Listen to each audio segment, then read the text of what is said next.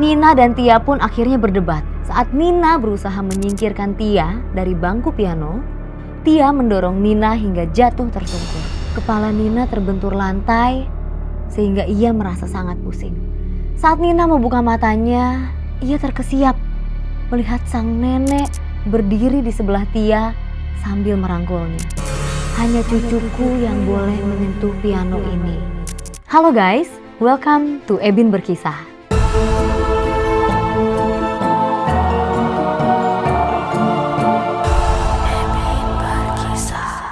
Hari ini aku mau bacain cerita mistis lainnya dari dunia musik.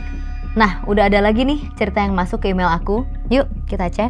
Cerita kali ini dikirim oleh Nina. Halo Ebin, perkenalkan saya Nina. Saya mau menceritakan pengalaman horor saya tentang salah satu barang antik di rumah saya. Yuk kita baca cerita dari Nina.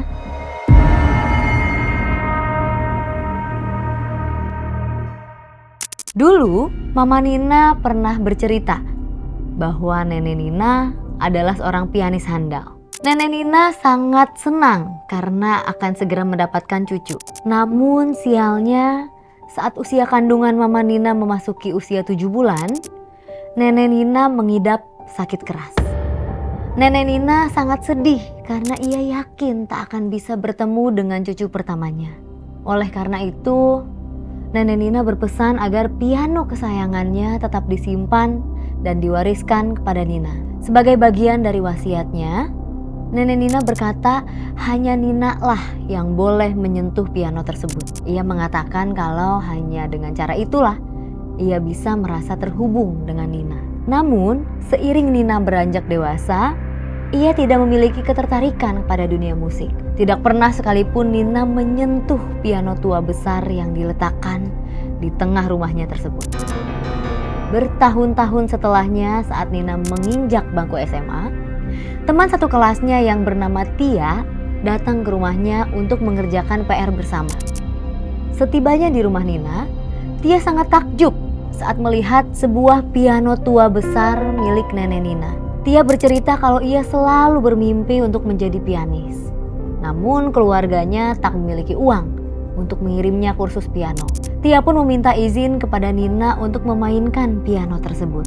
Awalnya, Tia tidak memahami bagaimana cara bermain piano. Ia hanya memencet tuts piano dengan asal-asalan. Namun, wajahnya terlihat berseri-seri. Nina yang tak menyukai musik hanya bisa menggeleng-gelengkan kepalanya.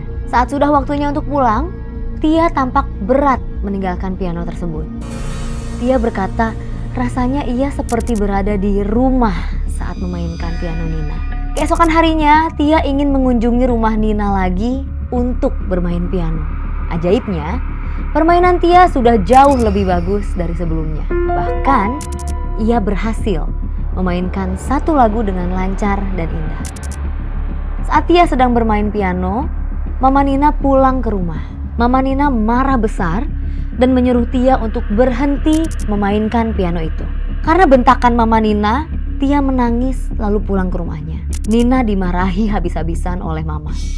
Ia mengatakan kalau ia harus menghormati wasiat nenek dan tidak mengizinkan siapapun menyentuh piano tersebut.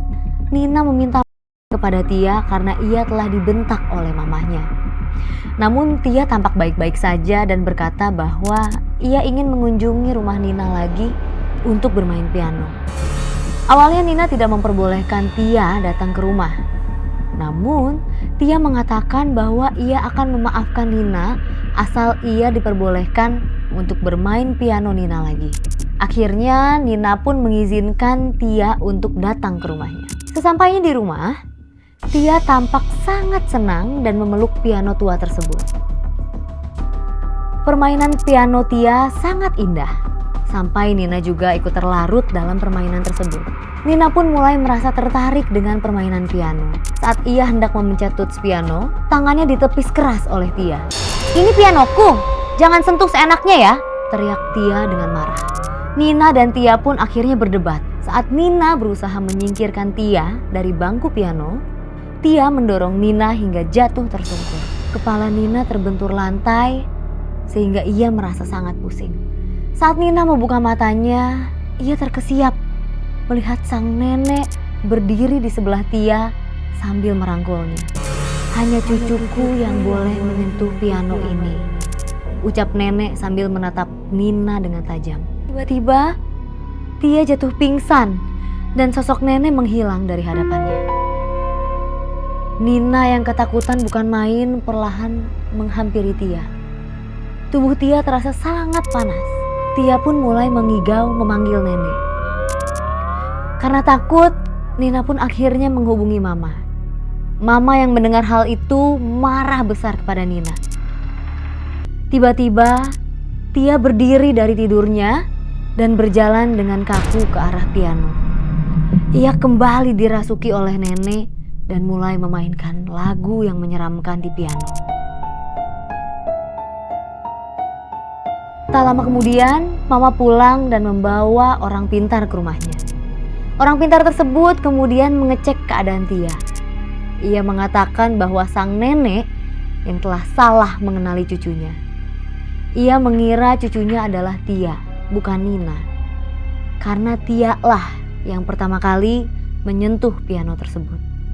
Nina memeluk Mama sambil gemetar ketakutan. Ia merasa bersalah karena tidak pernah menghargai warisan dari nenek hanya karena ia tidak menyukai musik. Mama pun bertanya bagaimana caranya agar nenek dapat mengenali cucunya yang sebenarnya. Kemudian orang pintar itu berkata, Nina harus berusaha mengenalkan dirinya kepada nenek. Satu-satunya cara adalah dengan menyentuh piano tua itu dengan darah segar dari Nina. Akhirnya orang pintar dan Mama meninggalkan Nina bersama Tia yang tengah dirasuki nenek sendirian di ruang tengah. Orang pintar dan Mama mengawasi dari ruangan sebelah dengan cemas. Dengan langkah takut, Nina berjalan perlahan mendekati Tia. Nina menyayat telapak tangannya dengan pisau tajam. Darah segar mengucur deras. Nina menahan sakit hingga air matanya menetes. Nina mencoba menyentuh piano itu.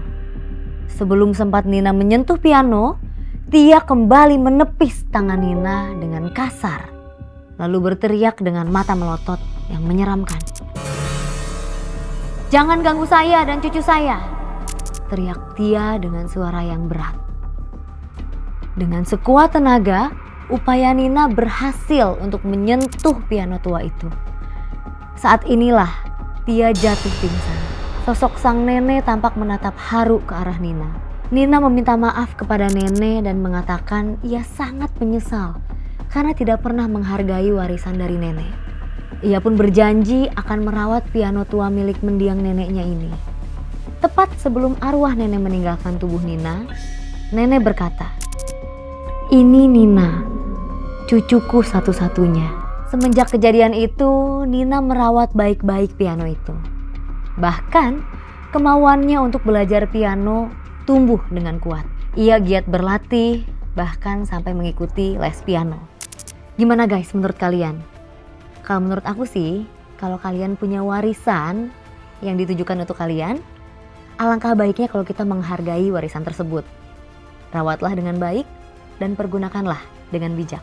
Kalau kalian juga punya cerita mistis saat bermusik, kalian bisa kirim cerita kalian ke ceritain@gmail.com dan nanti kita akan baca bareng-bareng di sini. Jangan lupa untuk like, komen, dan subscribe channel ini.